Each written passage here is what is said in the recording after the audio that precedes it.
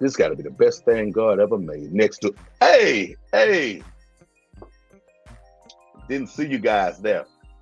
I got pretty good at being ready when you show up on me. But you know who it is. It's your boy, Big Tank Hank, coming at you with another live stream. And Big Tank Hank is wild about Herps. Got somebody on here right now.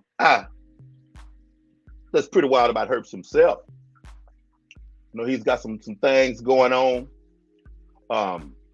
He had a little hiatus that he's gonna let us know about. You know what I'm saying? It's jumping off pretty good, you know, for somebody that's been relaxing and chilling on this thing for a hot minute. And we're gonna let him break that down to us. It's Jaffy of JAFFY Exotics. Y'all give him a round of applause as we bring him up.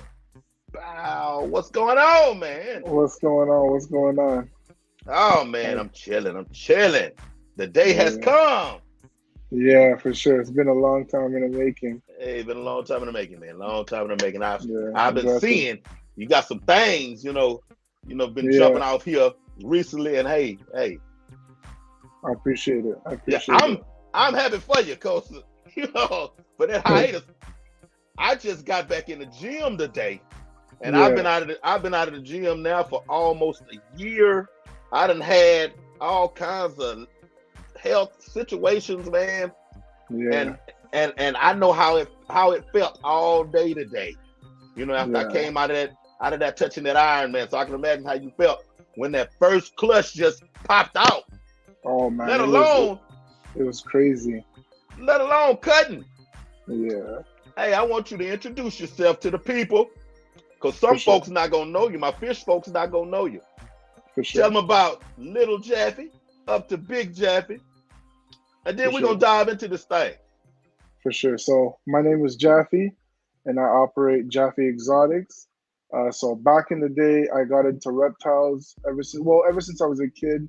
I've always been into animals, but growing up in Toronto, it's like, not the most common thing to have. So you didn't really have people to share that passion with you. But eventually I just went on internet and found out people keep reptiles. And from then I just was literally obsessed with, like, I'm sure you as well. Like once we get into something, it's almost like all you think about is just reptiles. In your case, the fishes, the tanks, everything. So for me, I've always been fascinated with animals, period. The reptiles was a whole new light for me. So roughly high school, I begged my mom to get a reptile. And originally I wanted a ball python because I found the piebald, which blew my mind. So long story short, I got into leopard geckos, which was she allowed me to keep, and then eventually worked my way up to ball python. So I had a ball python, and then of course with anything, you can't just have one. So it ended up growing into like 20 or so, and then some life stuff happened. So sadly I got out, and then 7 years later, which is last year, I picked up some females and a male, and boom, here we are today after, what is that, like 7-8 years of not cutting a ball python clutch. You guys can see on my video 2 weeks ago, I cut my first clutch in 7 or 8 years, but roughly, either way, it's a long time, but it definitely meant the world to me, especially to have my two brothers with me. So it's definitely an amazing hobby of mine. I met everybody I've met in this hobby has been amazing, especially Big Hank. Everybody, shout out to Big Hank. So it's an amazing hobby. I can't speak much, like, I could talk on and on about how much I love it. So most definitely. Hey man, I'm here to tell you, I've been in the reptiles, man. I'm 50 years old, so I've been into everything, man. 40 years. Yeah. Off and on, I've had ball pythons when there was only normals. I've had Nile monitors, caimans, tarantulas, turtles, you name it. Yeah, I've had it all. Man, I've had it. If I could catch it, buy it, whatever, put it in my pocket. I had it, man. And I strolled across these new morphs a ball python, man, and lost my mind. I'm like, that Yeah, exists? for And sure. like you, I think the pieballs is what I saw first. And I'm Yeah, like, okay. yeah, I'm a super Bell fan also. A lot of people Bells. It's like here, take the Bells. But hey, yeah, what I'm saying, I'm a Bell fan. I'm not even tripping. yeah. But man, tell us about when the first eggs dropped on this clutch 2 weeks ago, Yeah, and you roll forward to you cutting it with your boys, and tell us who your boys are that's in the video. for But sure. just give us just take us into your headpiece. So for sure. So I'll even go back a bit even beforehand. So I went to school so I'm a heavy equipment operator apprentice. So those big machines, either way. So those machines I operate. And so last year I actually got accepted to a school, which was kind of hard to get into. So once getting in, I thought, you know what, after hanging out with my two brothers, so Austin and Elias over at MC, Mutation Creation. So I met Austin, and obviously I knew Austin was into ball python, so I would go over to his house, help him clean, feed, just do whatever he needs help with. So eventually I said, oh, I need to get in. He'd always tell me, why don't you? Why don't you? And so my mom's not the biggest fan of snakes. So even though I had them before, once I got out, she was like, no. So it's not like I can bring them back. Yeah, I can't just go and bring them back. So I told her, after the school, I'm coming back and I'm bringing them back. And she said, oh, but she thought like maybe I was just bluffing. So eventually I went to school, and I actually had three. So I had a 1.2, so one male, two females brought in from America. And Austin actually took care of them until I finished school. I had the rack all built and set up by a rack builder. And then when I got back, I set them up. So to see that come from that until now, cutting the eggs. So I bred that male. That male at first wasn't, he was a first-time breeder. So at first I was panicking like, oh, I only have one male for that female. So I eventually bred him, and eventually he locked, and boom, a couple months down the line, both females ovulated. Then again, a couple months down the line, both females laid a clutch. And then it was 2 weeks back. It was a super long wait. You and I both know, like, when you're anticipating something, the time moves slow. And then when time is just whatever, it's just like, holy moly, time is just moving so fast. So eventually, I like I told Austin and Elias, I promised them that when I do have my first ever clutch, I'll throw a little barbecue.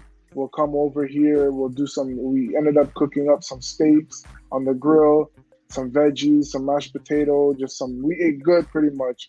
And then just to see that head pop out was like, it almost was like, honestly, like, it was so emotional in a sense where it's like, you waited all that time, 7 years of not even owning a ball python, let alone breeding, let alone, like even the simple stuff of cleaning poop. Like, that's how funny it was. Even the simple stuff of just cleaning poop, I missed. And it's just to see it all coming together, and then finally have that head poke out. Sadly, I didn't hit the combo I was hoping for, but I did produce some beautiful babies, and I do have 1 or 2 holdbacks from the clutch. Bet it's not the last clutch, so I definitely have some more coming. But it's honestly like the most memorable moment. That's why having YouTube is amazing, because you can record these moments and always watch them later on, just to have just to live the moment. So it's an amazing time I had, and like I said, I missed the odds, but I enjoyed myself. Plus I was super full, so we were enjoying ourselves. Gotcha. And being, new into the whole morph and the breedings and stuff, Yeah. Myself, it's like, I'm looking at, cutting and showing. I'm like, hey, Yeah. okay, I like that one. Hey, because, I'm clueless as to what you was trying to hit. So, Yeah. I'm like, hey, okay, I like that. Oh, man, That's real nice right there. Okay, that's like Yeah, one of the pairs right there. So I'm tripping. I'm like, they all look, look good. yeah, yeah, I'm like, hey, that's outstanding right there. I'm like, well, what was you trying to hit? yeah, But I understand though. I understand. I feel you. yeah, I feel you. I yeah, really do. I got some right here next to me. Time I'm waiting on time. I got some fish right here. I have a little old project I'm dealing with, yeah. and I have some fry in there that I'm trying to. That's baby fish. I'm trying to figure out just by looking at these little old bitty fry if they look like the father, which is what I'm trying to Okay. do. Yeah, But yeah, well, I'm still talking about 90 days before I even know what they're gonna look yeah, like. yeah. No, So I'm right there with you. 100%. Yeah, no, anticipation kills me. Yeah, yeah, Hey, so since you back for in the sure. driver's seat, Yeah. where you headed in that morph train? So, in terms of that clutch or in general? Just in general. Okay, so in general, I'm aiming for, so in example, for that clutch, I was hoping to hit an Ultima Pied. So the first baby that hatched out was an Enchi Pied. And then a couple babies, I think it was the next baby after that, I hit an Ultima. So the Ultima was that purple, kind of orange looking one. And then, of course, you know what a Pied looks like. Yep. So the combination of the both is what I was trying to hit for. So eventually next year, I do plan to do it again. And hopefully I hit it this time. So I definitely plan to hit some Ultima Pieds. I got a 1.2 Ultima Clown pairing to hit some Ultima Clowns. I have some clown combos. And then I also have a Lavender Albino Het Pied female. I plan to breed this year later on with Austin's male. So I have a couple combos based, mainly double recessives. And then eventually next year, I do plan to shoot for the triple recessive. So I do have a pair of Pieds that are double het Exantic Lavender Albino to hopefully hit the Lavender Snow. So that's a cool little fun project. And then, yeah, it's literally unlimited. Like, you can ask me a month from now and my plans will be completely different. So it's just, as of now, that's what I'm shooting for. But, time always changes when you're breeding. Gotcha. Yeah, I'm a big Ultra Male fan. Yeah. Ultra Male, Black Head.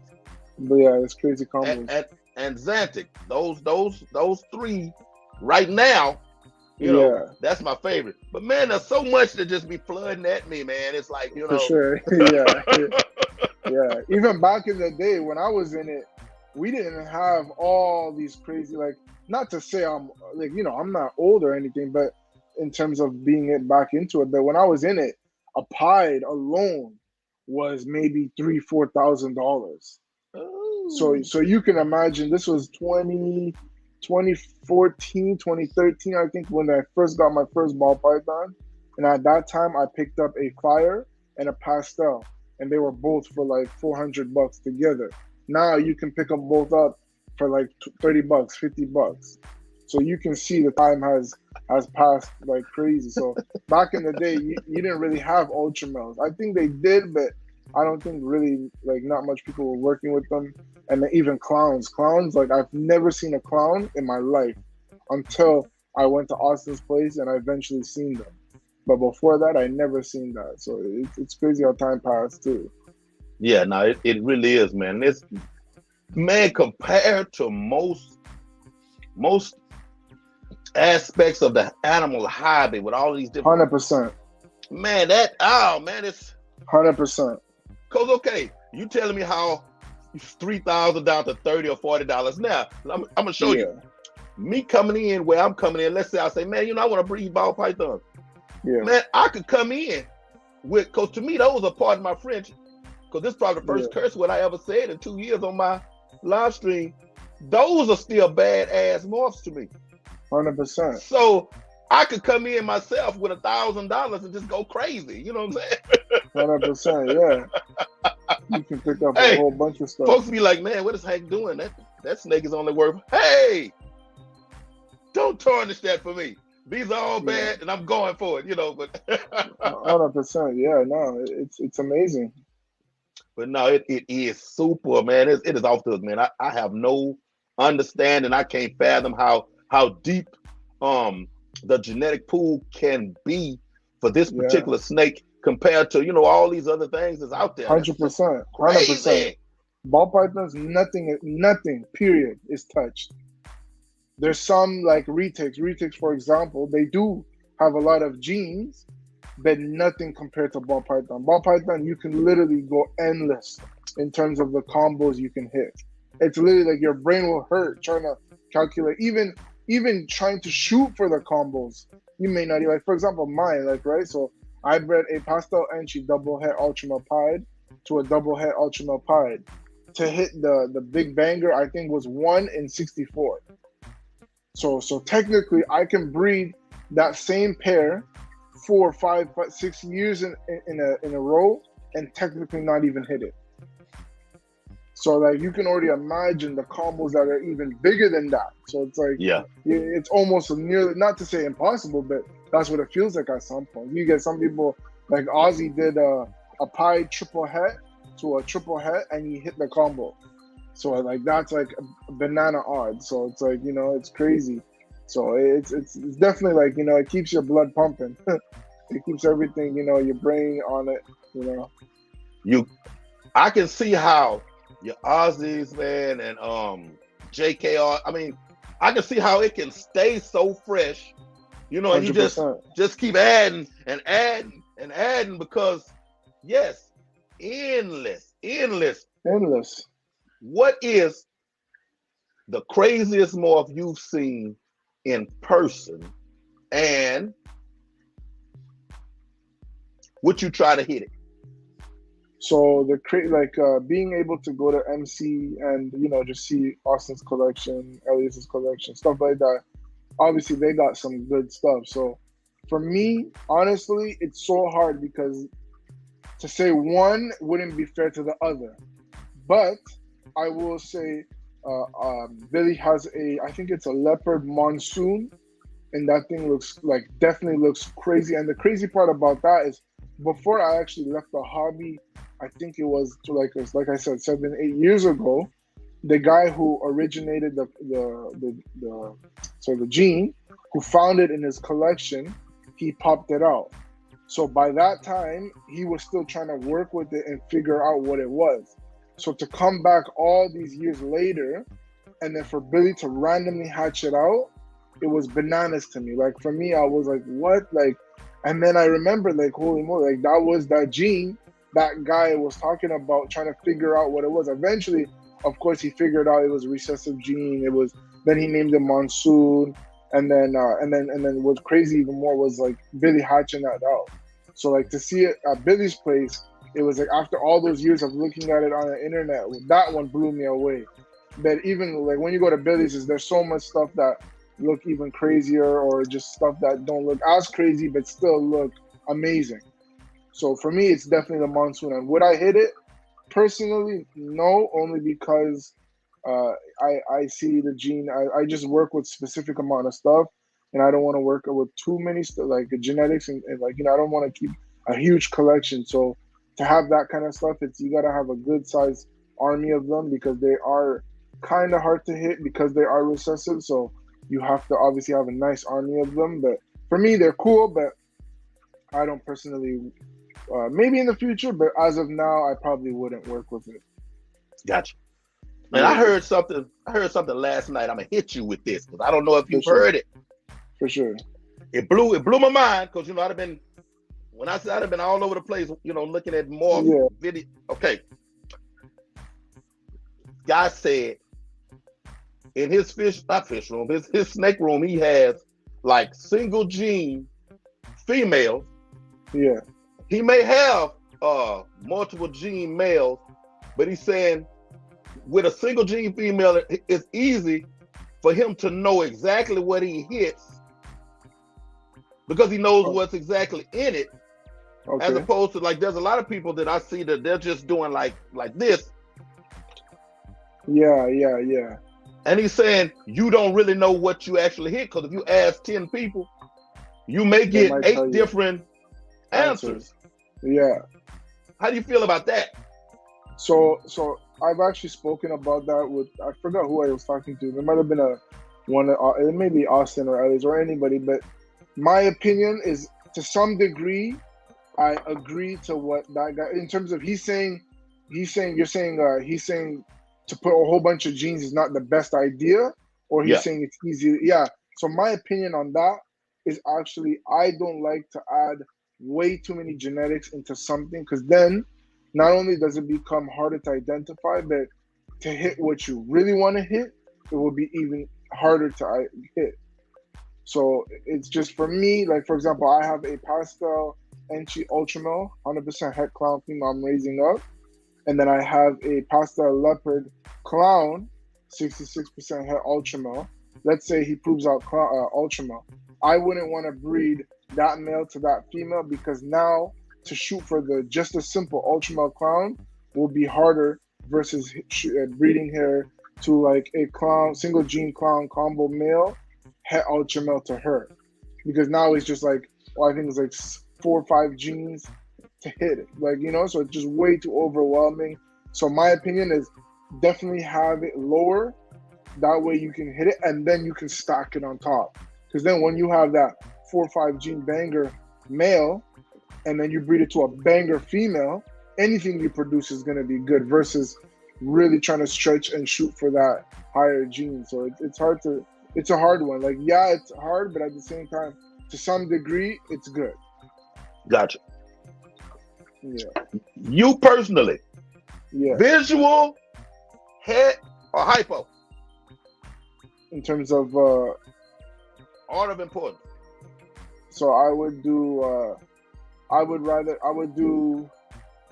visual to a het, only because it will be easier to, I mean, of course, like, visual to visual, everybody would want to do that. But visual to visual, number one, it's going to be pricey. Like, let's say, for example, you work with a crazy clown combo male, and then you work with a crazy clown combo female. Number one, they're going to cost a good amount. But if you do a visual clown combo male to a het female, that's a good combo too.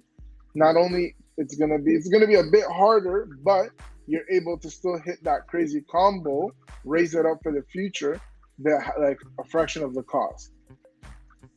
Because you know the recipe. Exactly. See, versus, I just learned something else right there. Because I didn't think about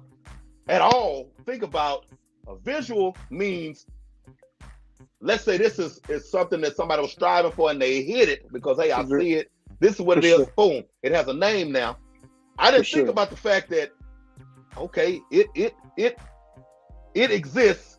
It has its own place. It has its own price. Yes, it's going to be pricier to get you to, which will be easy to recognize. Yeah, exactly. But, okay. See, I see why people are doing, hey, exactly. I don't have to do that. I can. Exactly. Boy, I'm learning every time I get on here. Hey, that's what I'm talking about. For example, right, my double het Ultramel Pied stuff. Of course, I was shooting for the odds with that one, but if I hit it, I would have been laughing in the park, because to have a visual Ultramel clown or a visual Ultramel Pied female would be easily breeder female would be easily maybe 15K, maybe something like that, versus shooting, of course I missed it, but shooting for it with a double het to double het, hitting it, raise up that female. Now I can breed that female because I made her. So it's a longer route, but it's way more rewarding versus just going out and buying it. Like, let's say it really hurt me a lot, like I didn't hit it. Worst case, I can go out, buy a visual Ultramel Pied male, breed it to the females to hit more. But I think I'll try it another shot, or if I see something better in the coming months, I might pick it up to replace that boy. But I definitely have some babies raising up that they won't be ready till at least next year, and then the female 2 years from now. So gotcha. It's a waiting game with them. How do you stay on course when you have a picture in mind, you have a destination, you make your pairing, and then you cut and you get these crazy babies, like not what you were shooting for, Yeah. but could possibly visually Yeah. look better than what you're shooting for. Yeah. How do you keep from saying, because I understand the holdback aspect, but how do you keep from saying, man, I'm gonna chase this because I have it here? Yeah. Is it because it's not a thing yet? Honestly, in my situation, like let's say for example, right? I was shooting for the pastel Enchi Ultramel Pied, right? I bred my male to female. I hatched out a Enchi Ultramel 66% het pied, right? Let's say for example. My goal was to make that pastel Enchi Ultramel Pied. Then now I hatched out a Enchi Ultramel het pied, right? So if I raise that boy up, bred that boy to his mom or his aunt, technically because they're sisters, technically I would be going now for Enchi Ultramel Pies. You get what I mean? So now, not only would I be kind of diverting from my original plan, but it would be easier to hit my somewhat goal to hit of the Ultramel Pie. It would be missing pastel, but it could include Enchi, like what I hoped for at the beginning. So in that aspect, I would be still shooting for the Ultramel, but it wouldn't have the pastel. So like in your question, right? So that situation could occur, but I definitely want to hit the pastel. So that's why I'm super focused. Who knows, even like 2-3 months from now, I could pick up a whole new male and then have that male breeding the female and not even shooting for pastel Enchi Ultramel Pies. I could be shooting for, let's say, leopard Ultramel Pies. So it's just all about dedication, you know, especially because I missed it. Now it's like I'm even more eager to hit it. Gotcha. So we'll see how time plans, but like I said, it's all about plan switch within the same month. You can buy a female within the same month. That whole plan switches. So it's like that. Gotcha. Yeah, man. It's still so intriguing. I saw Big D cut a was it last night I saw it? Yeah. I'm not sure exactly when he did it, but he cut a clutch, and he had these two to come out. One, he said, I guess it was definitely, he mentioned it was going to be a holdback. But, you know, I'm like, he's letting these go. And like those two, again, yes, I'm coming in just so fresh-eyed, you know what I'm saying? Yeah. I'm like, man, I'd have a room full of those right there. You know, it's again, that's that rabbit hole, that wormhole that these genes can suck you down, man. 100%. You're never truly satisfied. Man. Okay, so what size-wise, what are you shooting for possibly as far as your snake room and your whole process? So for me, I like to, so my main thing was ever since I was younger, I've always had a diverse collection. So I never always just kept ball pythons. Like when I was younger, I had blue tongue skink. I had, I think I had a crested gecko. Now I have a Leachianus Gecko. It's a fun little gecko, but they get pretty big. But mainly for me, I want to keep, for the ball pythons, maximum 20-ish breeder females, and then maybe 8 or so breeder males. But you know, like I said, everything can change. But my main thing is, like I said, diversifying. So eventually I want to have some green tree pythons, some Amazon basin boas. I want to keep even maybe some, you know, fun little cool corn snakes, maybe, you know, just anything, like some cool hognose, you know, just anything that's cool. But mainly it's the 20 breeder females, and then whatever is after that is after that. It's just for fun stuff. Mainly is the ball pythons, of course, but you know, I want to have a 1.1, so a pair of lychee geckos just for fun to create some cool little pure locality stuff. And you know, just the time, even eventually even get into some fish. I've always wanted a saltwater tank, some coral reef, like a nice tank in the living room or something, like built into the wall. But that's of course when I get a house, so it's not anytime soon. Oh, hey, almost any reptile you can get is easier than Yeah, that reef, boy. I know. I heard. Hey, I want to use the word easy in like, Yeah, I mean, okay, loosely. yeah, it's not, but you can be set up to win, Yeah, but it's tedious. It's like, hey, you got to be on it, man. You got to be I heard. on Yeah, I heard. it. I heard like But one little mess up can mess up the ah, whole tank. Yeah, sideways, everything goes. yeah, But you cannot beat it for yeah. beauty in your Oh, living room, boy. You can't yeah. beat it. No, it's crazy. That's why I want it because it's like imagine people not even into fish walking by, seeing like the corals, even the fish. The fish, no disrespect to the freshwater or the other fishes, but saltwater fish is just crazy. Like even like my favorite fish growing up was I think it was the clownfish. I think it was the Yeah, clown. clownfish. Yeah, that thing was crazy. And I heard people even have like genetics with clownfishes, like where they have a black one. And I'm like, what? Like even to have that would be crazy. So Burgundy and white. yeah, they so got like they got they got morphs of some. those too. Yeah, so like it's just I'm sure with that it's like, and I heard super expensive. So that's Yeah, why I'm mainly focused on the reptiles. But eventually, if I can, I would like a nice little saltwater tank in my most living room. most definitely. And the water Yeah, disappears, or at least it looks like it yeah, disappears because of your white exactly, sand and whatnot. It's just like, and the for color, sure. the colorful fish is like, man, they don't look like they're flying around in Yeah, no, there. it's beautiful. It's beautiful. Oh man! All right, Yeah, back on the pythons now, for sure. man. Have you been to any of the? I keep wanting to call them shows, but Reptile expos? the expos. There you go, because they're not really shows. I mean, because it'd be kind of Yeah, hard to have a ball python show. Like, what would you, you yeah, know? yeah, yeah.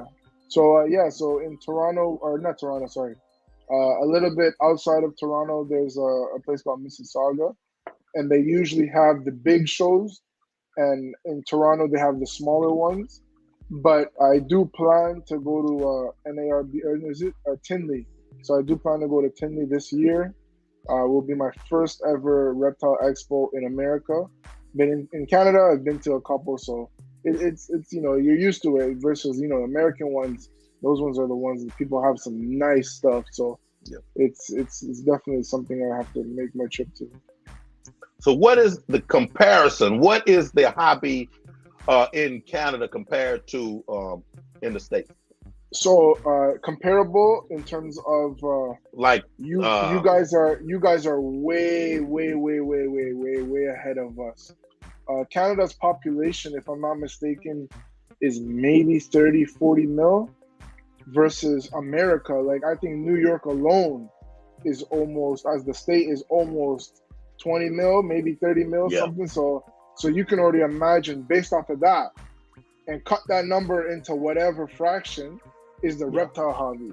Gotcha, So gotcha. our hobby is obviously we have a good strong army here in terms of reptile keepers, but you can already imagine from 30, 40 people, the hobby is nothing. Like we don't have nothing compared to you guys. So even to ship and export, if it was easy, it would be way better, but it's kind of hard. You gotta wait a couple months, then it's pretty expensive to import export, so it's not as easily accessible to us.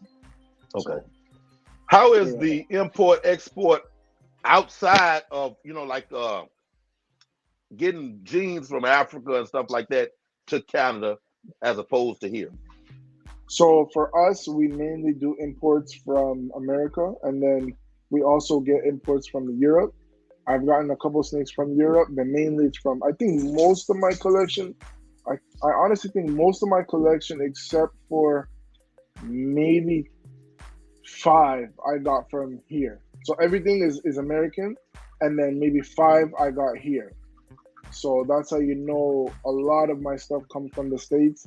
It's just the States have a lot of good stuff. So we try to bring that stuff here, so we have it here now. And for Europe, it's the same thing. They got, of course, their own sort of diversity in genes.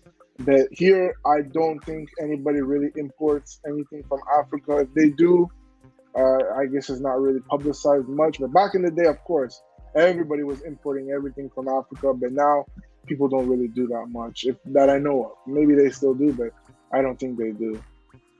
Gotcha. So, is there any information resources to learn what genes they may have overseas that's not here? Yeah, so they have a Morph Market. So Morph Market is just like a for sales website. For everybody's on Morph Market? Everybody's on, because we have. See, I thought it was just here. My fault. Yeah, no, it's all good. So we have a spot on Morph Market. It says USA and Canada. So when you're on there, right? If you're in, like, let's say you're in the States and you're on Morph Market, you will see advertisements from Canada also. And then Europe, it's its own little drop bar click, and then I think it's other places are other clicks too, but for us it's like same Morph Market page wise. But in that sense, you can also look at new genes. I think Morph Market also posts, if people get new genes, they post up like a little bit of a page on description and all that stuff. So yeah, that's how it works. It's an amazing website for sure. Gotcha. Yeah, I didn't realize that, and I think I have it on my phone. Yeah. What keeps me from going to the site itself is I get the emails, right? Yeah. And I'll open emails and it's like 12,000, 17,000. Yeah. So I'm like, yeah. I'm not even going over to the actual page. I look at these emails. It's definitely addicting to go on Morph Market. Ooh, it's crazy, man. It's crazy. So what breeders are you? How to word it? I know about your buddies. Yeah. Outside of them, what breeders do you look at as? Oh man, how do I ask this? Like in terms of inspiration, kind of thing. Yeah. I guess I can say that. I use that term. Yeah. So I guess other than the main ones, Ozzy, Justin, everybody's gonna say that. There's a couple people like I have a friend, Boa Shot Reptiles. He has some amazing stuff. He doesn't really post too much, but he definitely has some outstanding stuff, and that's definitely one of the guys I use for inspiration in terms of for projects. He has some crazy triple head stuff. He's also working with the Ultra Clown, which is definitely my favorite project. And to name some other ones, I got Bomb Projects. They're definitely a family of mine. So Kylan and Dee, they definitely have some amazing stuff. I talk to Kylan pretty much almost every day. We just, trade in terms of pictures and ideas and stuff like that. So I bounce it off of him. So there's a lot of people out there. Like it's almost like to not name them. It's like, I'm sorry, but there's so many. It's like to name them off rip. It's hard to really remember everyone. But there's a lot of good people out there. So it's that's why. In general. That's why it was hard for me to word it, because you may have. Put it this way. Yeah. On Instagram at this point, I follow so many people because I'm about the person. I want the folks to know the person on here. But I mean, if you have a business, you can say, this is what I sell this, I do this also. And it's so many. I mean, it's unfathomable how many is out there. For sure. And I mean, oh man, it won't go stale. You can definitely ask. Like I've had somebody ask me about, man, how do they cost so much? And I'm like, well, okay, there's so many people out there that's chasing the same thing. 100%. You can almost price what you want. 100%. Look at DG. A bunch of people. Yeah, look at DG Clown. DG Clown. I was talking to actually Kylan. So DG Clown, I think it was like 2 or 3 something years, like a couple of years back, they were selling for 6,000, 5,000 roughly. Now, because the demand is so high, they're selling, let's say, a single, sorry, not single, but a double recessive, right? No pastel, no nothing. You can sell them all day, like 12, 11, 13,000, easy. Versus just a couple of years back, you could pick up one for maybe 5,000 to 6,000. And even now, it's like so many people are shooting for it. The value, it's not like the value is going down because it's not easy to hit, but there's a good amount out there. So that's why I said for me, the Ultramar Clown is definitely in that same ballpark. You can pick up one for 6,000 to 7,000, but eventually when it hits to that point, it will shoot up like I predict, like the DG Clown did. But it's literally like there's so many genes to hit. It's literally endless. So it's like anything could be the next big thing. Back in the day, Batmans were the biggest thing in terms of clowns. Now it's DG Clown. So it's like, there's a whole bunch of stuff. Okay. What are you feeding? So for me, I mainly feed rats, but you do have the stubborn with ball pythons. You do have the stubborn ones. So I have 2 that eat mice, and then I have 1 girl that eats ASF rats. But she's gravid, so she obviously hasn't eaten in a while. So, but here it's mainly rats. Okay, gotcha. Yeah. What do you keep them? What do you keep yours on? So I keep them all in PVC racks, and I keep them all on paper towel. It's the easiest. I know people like to do cocoa. For me, because they are in PVC racks, the humidity is real good. I rarely have to spray anything to get a full shed. And then when they do poop or pee, I can smell it right away. And then boom, once you clean that, it smells goes away. So it's like kind of my way of kind of being on top of everything. I clean them pretty much every day, but right away you smell that, and then okay, somebody did something. So you just check, and then as you go, you just clean. But it's the easiest for me. Yeah, because I heard a whole cocoa cypress conversation. Actually, on that same show about the guy talking about the single gene females, they had a whole discussion about that. Yeah. So yes, I wanted to know exactly what you're keeping them on. Are you raising your rats yourself? Sadly, no, because in Toronto it's illegal to breed. And I think breed rats you're not allowed to. But eventually, I do plan to get a house with my girlfriend, and we do plan to eventually move out, like not far, but it's like, just the suburb area. And I do plan to hopefully build like a little shed to supply my collection, because there's nothing better than feeding your own rats, raising your own rats, and then feeding your own snakes with your own rats. So it's definitely also cost effective, because now you don't have to buy rats. You can just go into a bin and grab what you need for the day, and then boom, boom, boom, and feed all the other ones you gotta feed. Gotcha. Incubator, homemade or bought? So I bought it from Cornell World. It's a real nice incubator.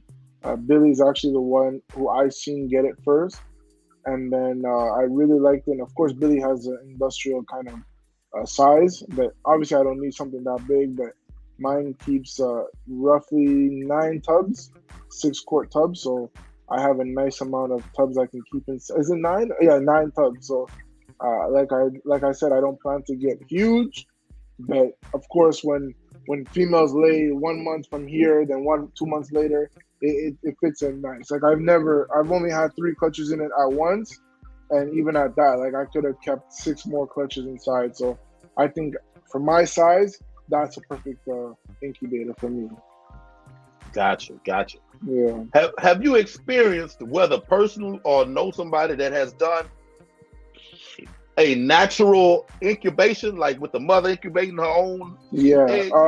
Personally, I don't know anybody that did it. I'm sure, like you see of course, with everything you see them on the internet. But me personally, I probably wouldn't want to do that, only because it's just sometimes temperatures and humidity isn't always kept perfect, right? Yeah. So if you're in a rack system, you can only control so much. Of course, the female's taking care of it, but I'd rather have the female back eating, and then she has, instead of her being on top of the coil, and then, personally, I just rather do it in an incubator. It's just easier for me and more effective. Gotcha. Okay, makes sense. Makes sense. Yeah. What is your favorite guilty snack pleasure? So it's hard to say. Probably French fries. French fries, okay. Yeah, French fries. Something potato. Potato. You can't just eat one. Ooh, if it's chips, yeah.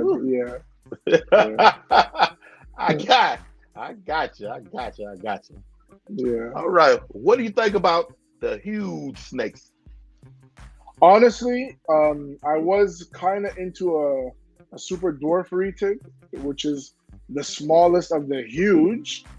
But the huge, honestly, I personally wouldn't deal with that because it's just way too overwhelming in terms of you don't want to be wrangling a 13, 14, 15, 16 foot snake, let alone to feed that. And then when you're feeding that, you're feeding them big meals. So what do those big meals turn into? So, big poops. Yeah.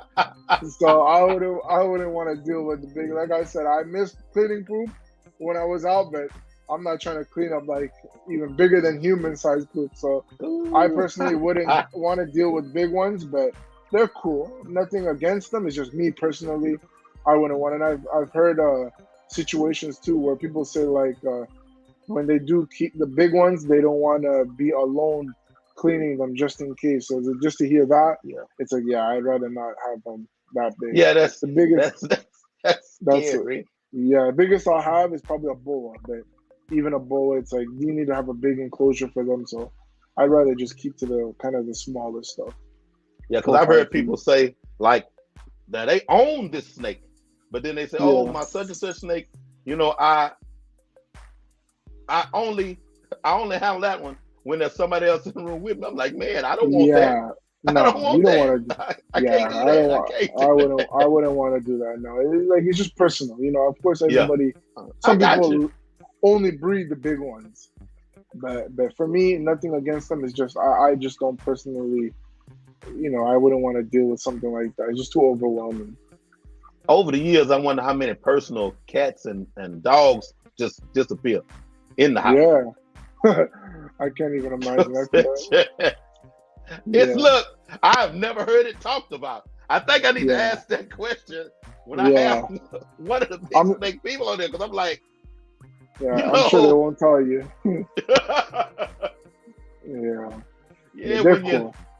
When your boys out rolling around, I mean, but I really, like I told you, I said I really like blood pythons. I really, really, really like them. The colors, cool. But the girthiness, kind of like if I was in the hots, which I couldn't do that either, but the Gaboon Viper, Gaboon Viper is off the hook, man. Beautiful. Off the hook. Probably one of the most naturally beautiful snakes there is. It just sucks that they're venomous. They can kill you, but but they're super beautiful. Even there's a species that actually comes from my parents' country, Ethiopian. I think it's like an Ethiopian Viper. It looks like a gaboon in terms of body structure, everything, but it's like green. Okay. I'll send you the name afterwards just to search it up. But this thing looks crazy. So it's one of the most beautiful snakes I've seen too. And of course, like I said, green trees are absolutely amazing. I definitely want to have teeth. The teeth are big, but I don't mind them. Those ones, they don't get huge. Look, I saw one yawning on a picture or something, like, oh man, I don't, hey, it's me. Yeah. It's me. It's me.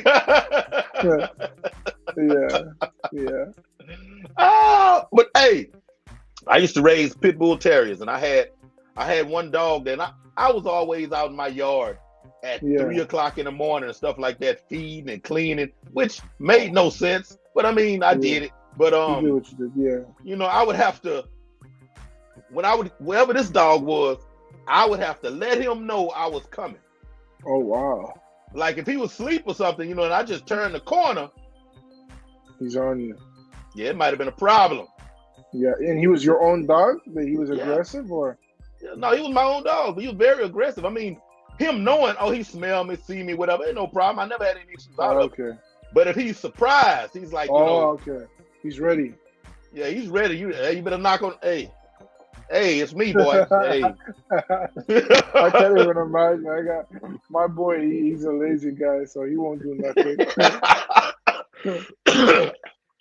Hey, man, we had 50 minutes, man, and I hate to cut it off. Yeah, but for sure. If there's anything, man, that you wanna give, announce something, speak into some people. I mean, anything. For sure. So, number one, I'll say if you guys can check me out on YouTube, of course, it's JAFFY Exotics. I'll be posting every single Saturday from roughly 12 to 1-ish. And I'll have another clutch cutting. I'll have some eggs to be dropped on the ground, hatchlings for sale, just et cetera, new additions. And you can also catch me on IG, the same handle, and Facebook. I don't really use Facebook much, but if you definitely want to add me there, you can. Another thing is, just about your passion. Just if you really want to do this, I say do it. Do it to what you can in terms of comfortably. Don't push yourself, because the last thing you want to do is push yourself going from one snake to 100 within 1 year, and then feeling overwhelmed, and then getting out of the hobby. Because like I told you, I got out sadly from life reasons, and I regretted it from the moment that last snake left the house. I regretted it. So my thing is just keep it slow. If you can do it higher, then of course do what you got to do, but just enjoy it. This hobby is amazing. You meet amazing people. You will meet people you've never met before if it wasn't for the snakes, or even just reptiles in general, and just do everything you can. And there's nothing much I could say, because it's like everybody's been talking about it. But other than that, just do what you gotta do. Already, and keep a smile on your face. Amen. Yeah. Most definitely. That's most definitely. Yeah. And y'all know. Tell somebody you love them. Tell them you love them, because somebody needs to hear it. Even that hardcore person still needs to hear that you love them. For those checking this out on the live release of the pre-record, thank you for watching this. And those that's looking at the rerun of the pre-record, thank y'all for coming through and checking this out also. I really appreciate y'all. This has been Wild About Herps. Tell somebody you love them. Take care of those animals. And we out of here. Peace. For sure.